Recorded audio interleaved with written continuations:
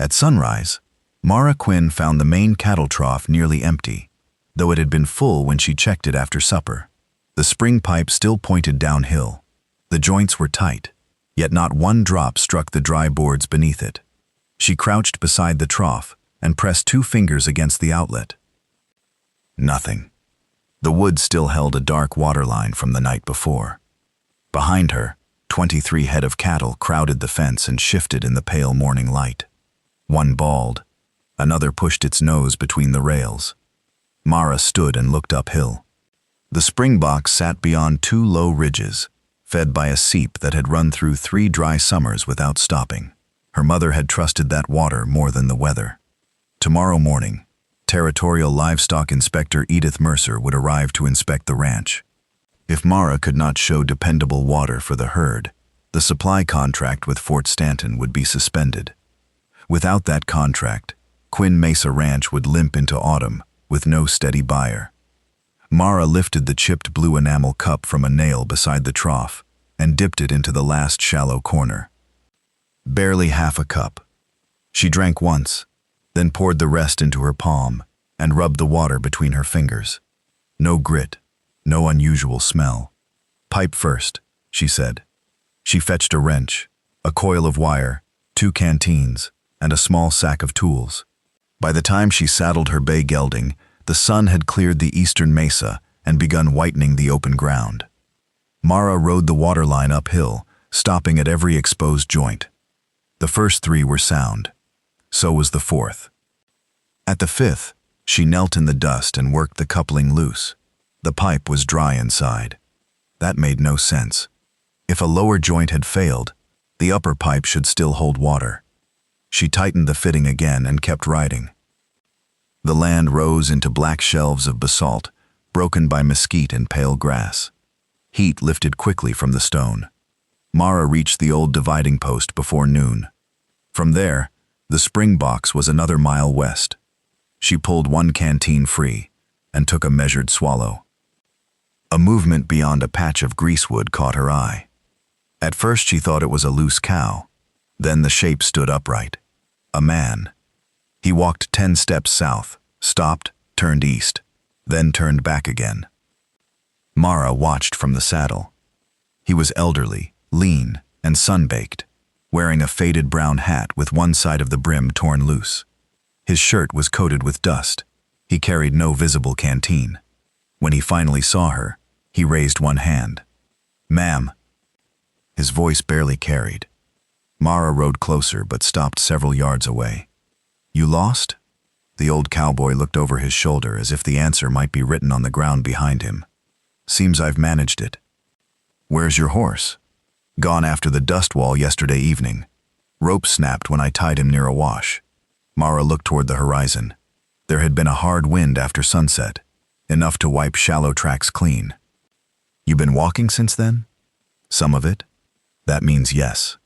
He gave a tired half-smile. Mara took down her second canteen. She hesitated. That water was meant for the spring line. If the repair took until afternoon, she would need every mouthful. The old man swayed once and planted a boot harder into the dirt. Mara pulled the stopper. "Small drink." He accepted the canteen with both hands. "Appreciated." "Small." He obeyed. His name was Jonah Bell. He said he had been cutting across the mesa toward a friend's place, north of Carrizozo, when the wind took his horse, and his sense of direction with it. Mara pointed toward a weathered line shack, half a mile east. "There's shade there." Jonah handed the canteen back. "You headed somewhere else?" "I was." "Then point me right and keep going." Mara looked at the sun, then at his unsteady legs. "No." She dismounted. They walked slowly toward the shack. The delay cost her more than an hour.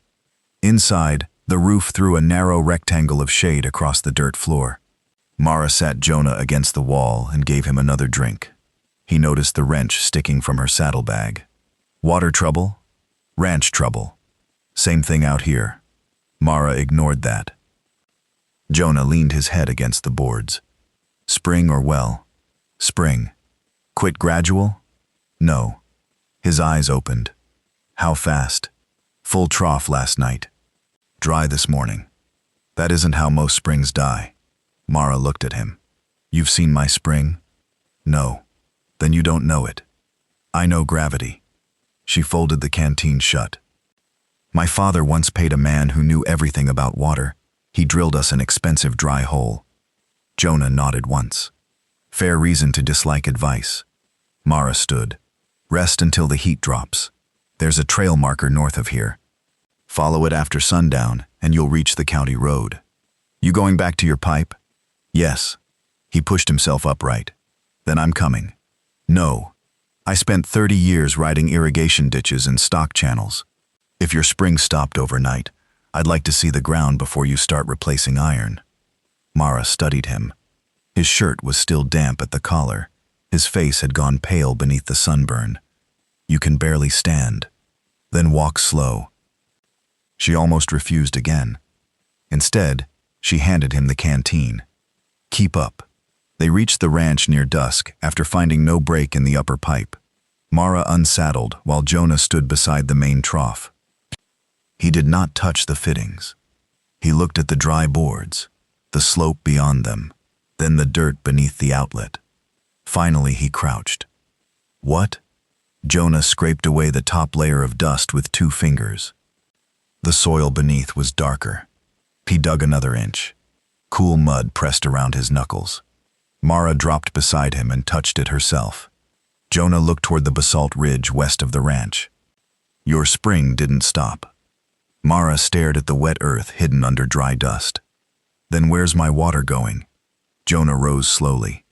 That's what we find at first light. Mara was awake before the eastern sky turned gray. Jonah was already outside.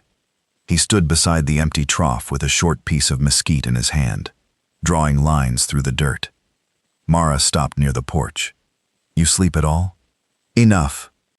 That doesn't answer the question. Jonah scratched another line. Water doesn't care how tired I am.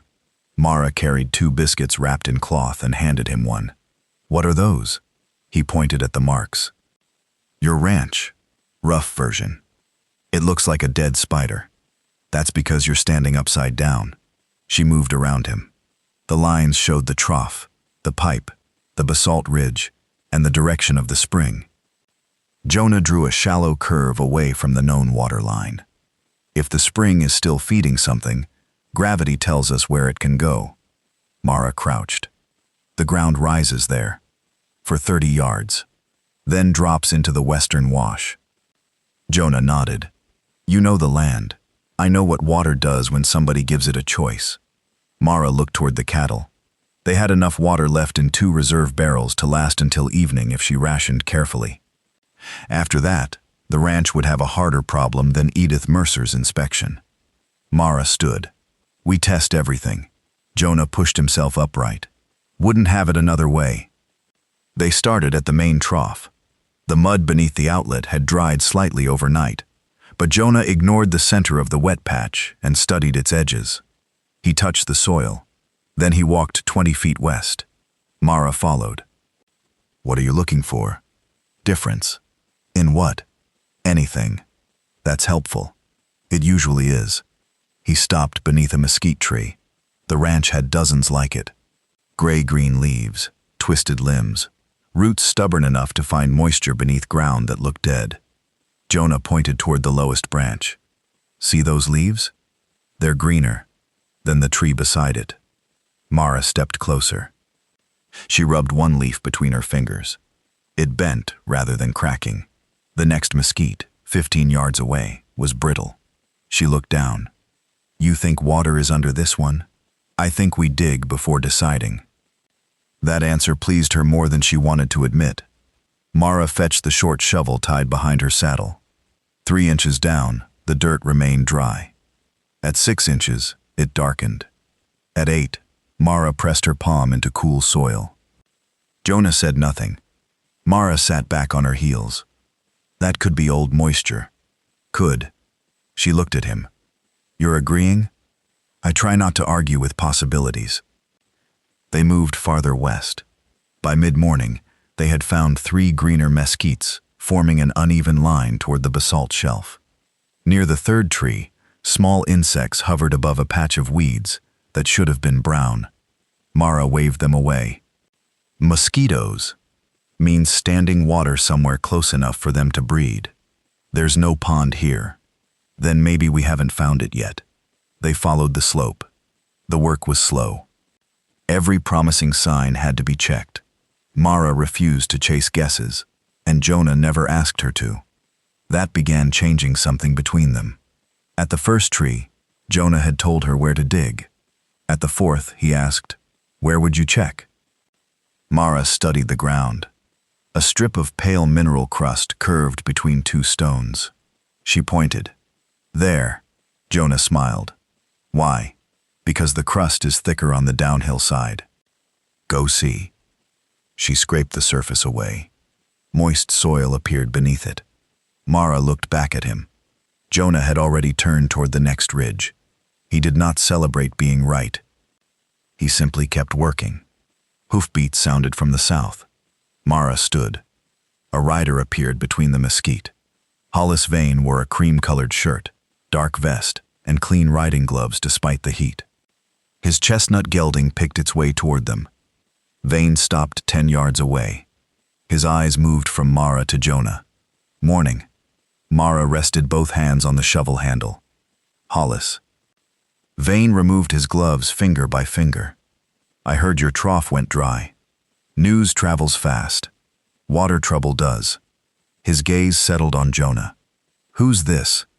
"Jonah Bell." Jonah touched his hat. Vane did not return the gesture.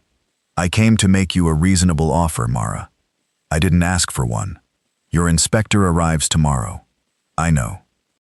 My lower well is producing." Mara waited. Vane leaned forward slightly. "I'll let you run your cattle through my south gate to water." "For what?" "Your claim on the upper spring." Jonah looked toward the basalt shelf, but said nothing. Mara tightened her grip on the shovel. "My mother's family used that spring before your father bought a single acre here. Old arrangements don't make water appear." "My spring didn't fail." Vane's eyes shifted toward her. For the first time, his expression changed. Only slightly. Then he smiled. "You have an empty trough that says otherwise." Mara stepped closer to his horse. "If it failed naturally, why are you so eager to buy my claim before the inspector sees it?" Vane pulled his gloves back on. "You always did mistake stubbornness for strength. And you always did mistake pressure for agreement." His mouth flattened. "The offer disappears tonight. Then save yourself the ride back." Vane turned his horse. Before leaving, he looked at Jonah. "Old man, this isn't your quarrel." Jonah brushed dirt from his palms. Wasn't planning on quarreling. Vane rode south. They waited until his hoofbeats faded. Mara looked at Jonah. "You noticed something?" "His boots." "What about them?" "Wet mud on the left heel." Mara looked toward the south trail. "His ranch is dry between here and his house." Jonah nodded. "Unless he rode somewhere that isn't." They moved west again. Near noon, the basalt shelf rose before them like a dark wall. Mara knew an old channel had once crossed somewhere above it, but nobody had used that cut since she was a child. She climbed onto a flat stone and surveyed the slope. Nothing moved. No glint of water. No wet ground. Then Jonah pointed below them. "Look at the roots." A mesquite grew from a crack beneath the basalt. Its roots disappeared into loose gravel. The gravel was dark. Mara slid down the bank. She shoved her fingers beneath the stones. Cold water touched her skin. Not damp soil. Water. She pulled away 2 rocks. A thin stream ran underneath, hidden completely from the surface. Mara stared uphill. Someone had not merely interrupted her pipe. The flow itself had been sent away from her ranch. Jonah came down beside her. "There's an old cut above us." Mara wiped mud onto her trousers. "If we follow this downhill, we learn where it goes." Jonah looked toward the climbing sun. "And lose the morning." Mara looked back toward Quinn Mesa, then toward the upper basalt. "No." She picked up the shovel. "We go uphill." Jonah raised an eyebrow. Mara started climbing. I don't need to know where they wanted my water to end up. She looked toward the hidden channel above them. I need to know where they stole it from. The old channel was harder to find than Mara remembered. Brush had swallowed most of it. Loose rock had fallen from the basalt shelf. In places, only a shallow bend in the ground showed where water had once crossed the slope. Jonah moved carefully behind her. The heat had begun to work on him again. Mara noticed because he stopped talking. You need water? I need younger knees. That wasn't the question. He took the canteen when she handed it over. They climbed another 100 yards. Then Mara stopped. Ahead, the old channel widened beside a natural stone bowl cut into the black rock. Bright rock. Her mother had brought her there once when Mara was a child. Back then, clear water had divided around a flat slab before running into two smaller courses. Now the bowl was nearly dry. Mara stepped closer. Here. Jonah crouched. The original channel toward Quinn Mesa was packed with stone. Not loose rock. Packed stone. Someone had fitted pieces tightly across the opening.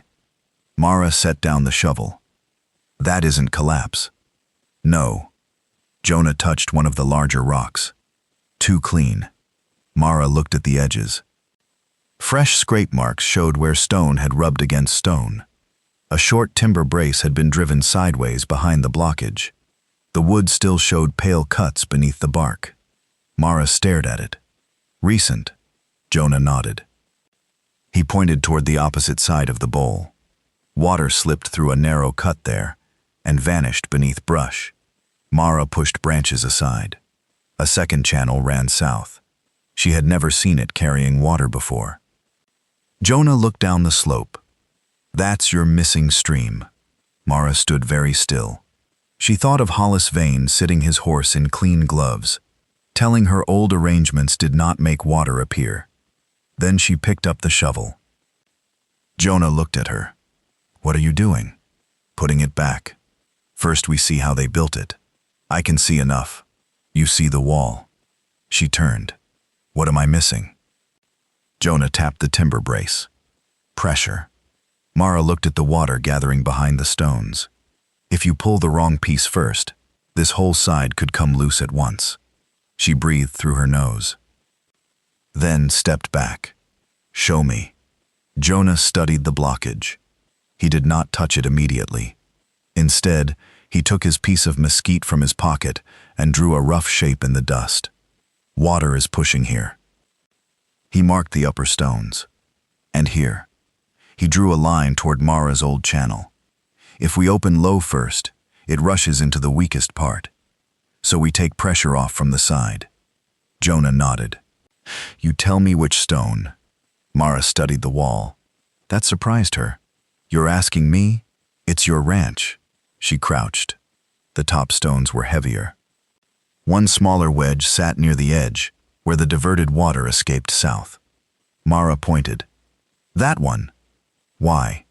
If it shifts, the flow loses pressure sideways before we open the main cut. Jonah smiled. Good. They worked slowly. The first stone came free after 10 minutes. Water immediately hissed through the opening. Mara shoved another rock beneath the gap to control it. Then they removed brush from the original Quinn Mesa channel. Underneath lay the old stone bed. Some sections were still firm. Others had collapsed inward. Jonah stepped down into the trench. Mara caught his sleeve. You're done lifting. I'm not dead. You nearly were yesterday. That was yesterday. You're still 68 today. He looked at her hand on his sleeve, then at her face. Fine. He sat on the edge. Bossy woman. Lost cowboy. That earned the first real laugh she had heard from him. Mara climbed into the channel and started rebuilding the broken edge. Jonah directed only when she asked. After a while, he grew quiet again. Not from the heat this time. Mara noticed him staring at the diverted water. What? He rubbed the mesquite stick between his fingers. I knew a place like this once. She kept working. Where? South of Socorro. A stone shifted under her boot. She braced it. Jonah continued. Shared ditch. 3 families depended on it. Ranch owner told me not to touch an upper break because he wanted more flow on his side. Mara looked up. You worked for him? I did. And you listened? For 2 days. Mara waited. Jonah stared down at his hands. Long enough for the lower families to lose their water. He cleared his throat. I told myself I was only hired help. Mara placed another stone. What happened? They left before winter. Jonah scratched a line across the dirt with the stick. I've had 30 years to decide whether obeying the wrong man made me innocent. Mara looked toward the blocked spring. That was why Hollis's words had changed him. This is not your quarrel. Mara climbed out of the channel. She took the chipped blue enamel cup from her saddlebag. Jonah looked at it. My mother used this at the trough every morning. She handed it to him. Mark the flow. He accepted the cup carefully. You trust my measure now? I trust you to tell me what you actually see. Jonah nodded once. That's enough. Hoofbeats sounded above them. Mara turned. Hollis Vane and his foreman appeared on the ridge. Vane rode down slowly. He removed his gloves before dismounting.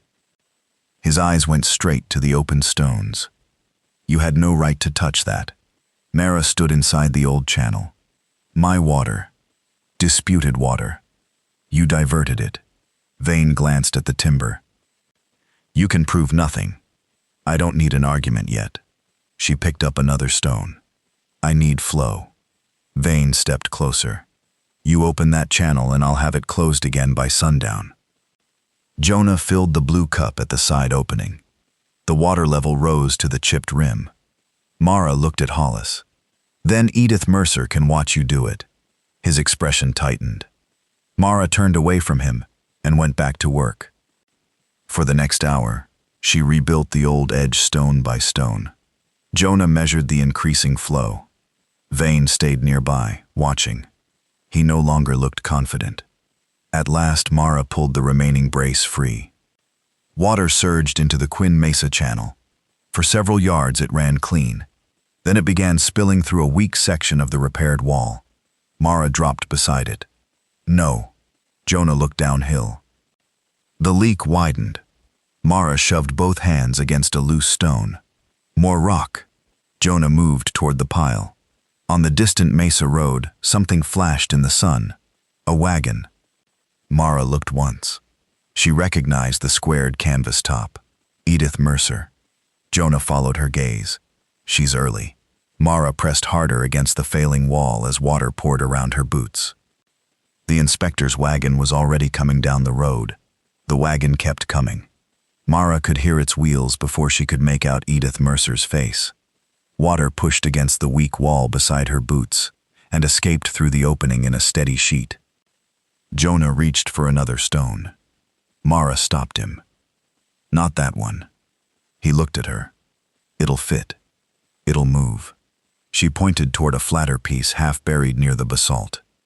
That one. Jonah dragged it over. Together they worked it into the broken edge. The leak slowed. Hollis Vane stepped closer. You're wasting your time. Mara did not look at him. Then you ought to be enjoying yourself.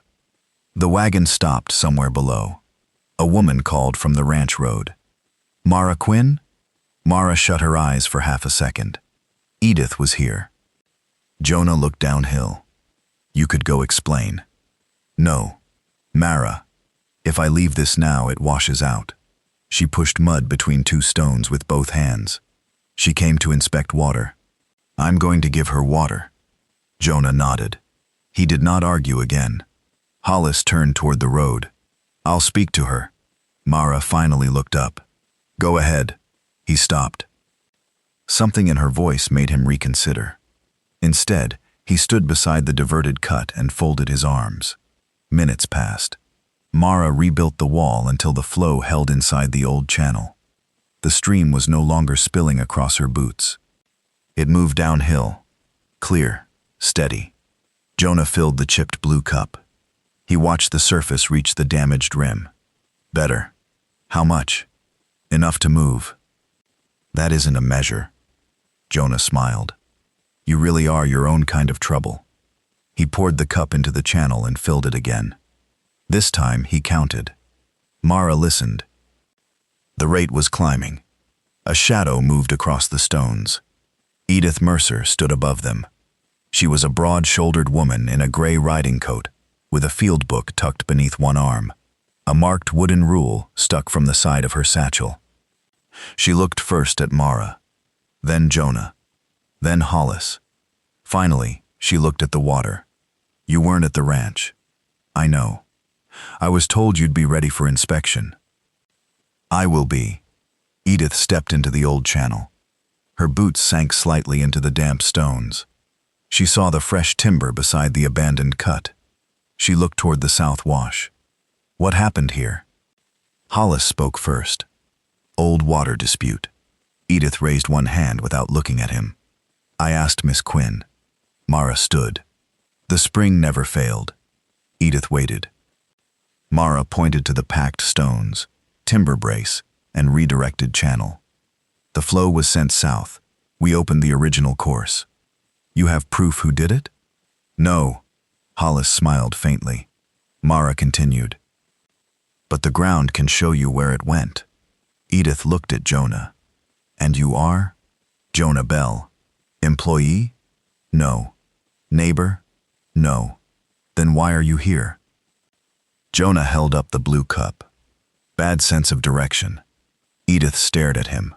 Mara almost smiled. Edith walked to the diverted cut. She touched the pale wood beneath the bark.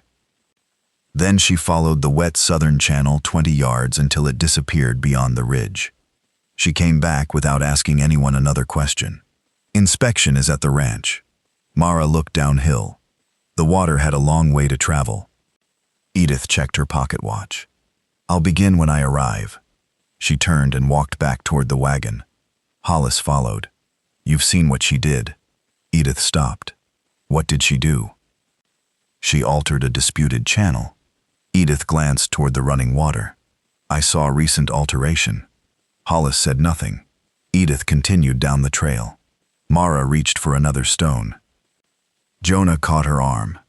"Leave it." She looked at the wall. "It can be stronger. It can always be stronger." She watched the current. The repair held.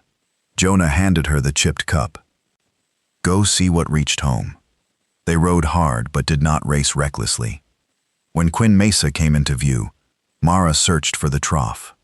Cattle crowded around it. That told her before anything else did. She dismounted before her horse fully settled. Water struck the wooden trough in a thin, clear stream. Not much. Enough. Edith stood beside it with her marked rule. She lowered it into the water. Mara waited. The trough level had risen above the dry mark left that morning. Edith wrote something in her field book. Then she waited another minute and measured again. Higher. Hollis remained near his horse. Jonah stood quietly beside the fence. Edith closed the book. "Your water system is functioning." Mara released the breath she had been holding. Edith looked at the cattle, reserve barrels, pipeline, and trough again. "The water portion of your inspection passes." Mara put one hand on the trough rail. "And the upper channel?" "I'll report what I observed." Hollis stepped forward. "This is private ranch business." Edith faced him. "Then you should hope the Territorial Water Office agrees." His face tightened. Edith continued. "Until the review is finished, nobody touches that original channel." Hollis looked at Mara. "You think this is over?" Mara rested both palms on the rail. "No." She looked at the flowing pipe. "But today is—" Hollis pulled on his gloves. He mounted and rode away without another word. Edith finished the remaining inspection before leaving shortly after noon. By evening, Quinn Mesa sounded different. Water moved through the trough. Cattle drank without pushing. The old pipe knocked softly when pressure changed. Jonah saddled his horse near the gate. Mara walked out carrying the blue cup. "You're leaving?" "My friend still thinks I'm coming." "You could stay the night." "I could." He tightened the cinch. "But if I keep accepting your hospitality, people might think I planned getting lost." Mara handed him the cup. He looked at it. No. You used it to measure the flow. Your mother used it first. Mara took it back. Jonah rested one hand on the saddle horn. You saved your ranch. You found the water. I showed you where to look. She glanced toward the ridge. I'd still be opening pipe joints. Probably. She looked at him. Don't ruin a good farewell. Jonah smiled. He mounted. Mara walked to the rebuilt gatepost and filled the chipped blue cup from the restored spillway. She drank. Then she hung it by its old handle from a fresh nail in the post. Jonah tipped his hat and rode west. Mara stayed beside the gate as sunset spread across the mesa. Below the blue cup, clear water kept running downhill toward home. If you enjoy Wild West stories, where kindness is repaid through courage and earned trust, subscribe and leave a like.